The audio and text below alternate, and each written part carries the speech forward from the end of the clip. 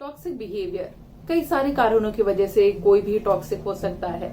Personal experiences ऐसे रहे हो या फिर शायद फैमिली बैकग्राउंड ऐसा रहा हो जहाँ पे उनको लर्निंग ही वैसी मिली है। मैंने कुछ हफ्ते पहले एक वीडियो बनाया था जहाँ पे मैंने बात की थी कि अगर आपकी कोई टॉक्सिक फ्रेंड है तो उनके साथ आप कैसे डील कर सकते हैं। पर जरूरी नहीं हर केस में कोई और ही टॉक्सिक हो। कई बार ये भी हो सकता है कि हम खुद ही वो इंसान हैं। नमस्ते, मेरा नाम है रिम्पा सरकार और आज के इस वीडियो में हम जानेंगे कि वो क्या साइंस है जिससे हमें पता चल सके कि हम खुद टॉक्सिक हो चुके हैं। जो लोग टॉक्सिक होते हैं उन लोगों में एक चीज आपको जरूर दिखेगी कि वो डिनायल में रहते हैं। वो ये चीज कभी एक्सेप्ट करेंगे ही नहीं कि उनकी वजह से कोई चीज की प्रॉब्लम हो रही है या उनकी वजह से कोई और हर्ट हो रहा है या फिर कोई और प्रॉब्लम में है उनकी वजह से। पर अगर आप उनमें से एक हैं जो ये एक्सेप्ट कर रहा है कि शायद आपकी लाइफ में कुछ जो प्रॉब्लम हो रही है वो आपकी वजह से है, शायद आपको ये इंडिकेशन मिल चुका है, तो ये बहुत अच्छा साइन है। क्योंकि जो लोग टॉक्सिक होते हैं उनमें सेल्फ अवेयरनेस की बहुत कमी होती है। और अगर आप ये चीज ऑलरेडी फाइंड आउट करने की कोशिश कर रहे हैं कि आपकी लाइफ में जो रिलेशनशिप्स हैं उनमें क्यों प्रॉब्लम हो रही है या फिर आपकी लाइफ से जो जुड़े हुए लोग हैं उनको क्यों प्रॉब्लम हो रही है या फिर आपकी लाइफ में दूसरी जो चीजें हैं उनमें भी क्यों आपको उतनी शांति नहीं मिल रही है जितनी पहले मिलती थी, तो उसका मतलब ये है कि आप में एटलीस्ट सेल्फ अवेयरनेस आ चुका है कि प्रॉब्लम कहीं ना कहीं आपसे जुड़ी हुई है और आपसे ही शुरू हो रही है। और ये जो सेल्फ एक्सेप्टेंस की जो क्वालिटी है ये आपको मदद करेगी आपके इस प्रॉब्लम से बाहर निकलने के लिए।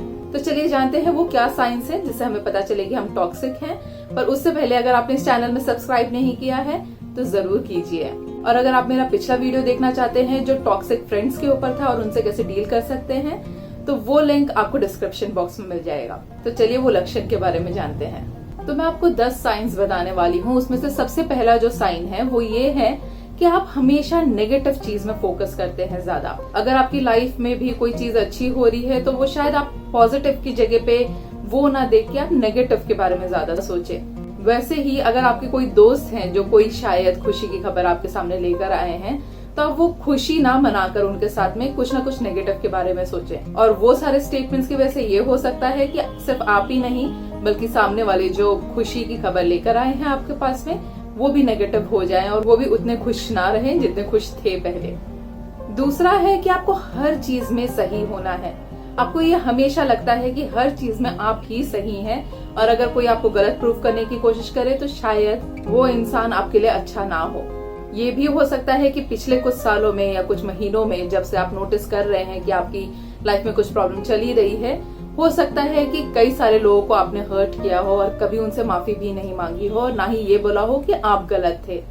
तीसरा है कि आप दूसरों को कन्वर्सेशन में हमेशा डोमिनेट करने की कोशिश करते हैं। आप हमेशा दूसरों से आगे रहने की कोशिश करते हैं। शायद वो अगर आपसे ऊपर जाने की कोशिश करे किसी कन्वर्सेशन में तो आप उनको ह्यूमिलिएट करके या फिर आर्ग्यूमेंट करके अपसेट कर देते हैं। ये भी हो सकता है कि आप में शायद बहुत ज्यादा ही सोशल एंजाइटी हो। आपको शायद ये डर रहता है कि पब्लिक के सामने या दूसरों के सामने आपका ह्यूमिलिएशन होगा, जिस वजह से आप डोमिनेट करने की कोशिश करते हैं दूसरों को। चौथा है आप दूसरों को अवॉइड करते हैं या फिर अपनी गलती के लिए आप दूसरों को शायद ब्लेम करते हैं, क्रिटिसाइज करते हैं। और जैसे कि मैंने आपको पहले बताया कि आप डोमिनेट कर सकते हैं, तो हो सकता है कि आप जो अवॉइड कर रहे हैं एंड क्रिटिसाइज कर रहे हैं वो उनको डोमिनेट करने के लिए कर रहे हो। पांचवा है कि आप हमेशा किसी ना किसी को फिक्स करने की कोशिश कर रहे हैं। हो सकता है कि आपके और दूसरे के रिलेशनशिप में जो प्रॉब्लम आ रही है वो आपकी वजह से आ रही है, पर क्योंकि आप ये एक्सेप्ट नहीं करना चाहते हैं जिस वजह से शायद आप दूसरों को फिक्स करने की कोशिश कर रहे हैं। हमेशा ये कह रहे हैं कि उनकी वजह से प्रॉब्लम्स हो रही हैं, जिस वजह से सिर्फ आप उनके बिहेवियर को ही फिक्स करने की कोशिश कर रहे हैं और अपने आप को उस प्रॉब्लम में काउंट कर ही नहीं रहे हैं। सिक्स्थ है कि आपके बहुत कम फ्रेंड्स हो चुके हैं पहले से, बहुत ही गिनती के फ्रेंड्स हैं और जो हैं शायद आप उन पे बहुत ज्यादा ही डिपेंडेंट है।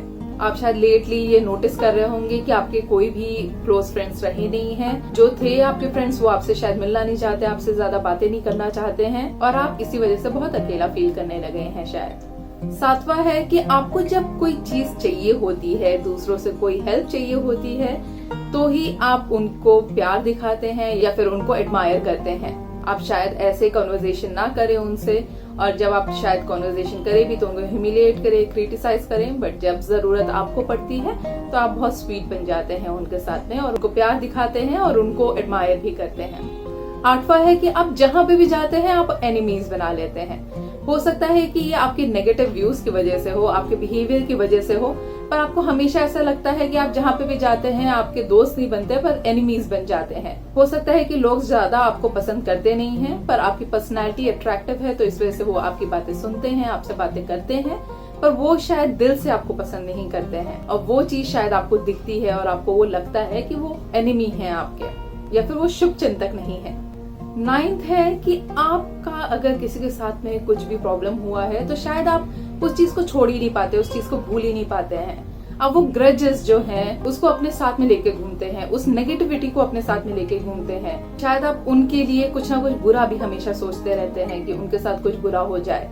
और 10वां है कि आप शायद दूसरों को देने से ज्यादा दूसरों से ले रहे हैं, मतलब कि आप दूसरों का फायदा उठा रहे हैं। शायद हो सकता है कि जब उनको आपकी जरूरत पड़ती है तो आप उनको अवॉइड करते हैं, शायद आप ह्यूमिलिएट या क्रिटिसाइज भी करते हो, पर जब आपको जरूरत पड़ती है तो आप उनसे बहुत ज्यादा ही लेते हैं। उसके साथ में ये भी दिख सकता है कि शायद आप पीठ पीछे लोगों के बारे में बात कर रहे हो। शायद अगर कोई आपको ट्रस्ट करके कोई चीज सीक्रेट बताए तो वो शायद आप किसी और को जाके बता दे या फिर शायद दूसरों के बारे में बिचिंग करें। ये सारे साइंस आपके रिलेशनशिप को स्पॉइल कर सकता है दूसरों के साथ में। अगर आप ये सारे साइंस को अपनी लाइफ एक्सपीरियंसेस के साथ में कनेक्ट कर पाते हैं तो शायद आप वो टॉक्सिक पर्सन हो सकते हैं, पर ऐसा नहीं है कि आप इन सब से बाहर नहीं निकल सकते हैं। अगर आप ये चीज को एक्सेप्ट करते हैं तो जरूर ही आप अपने आप को मदद भी दे सकते हैं।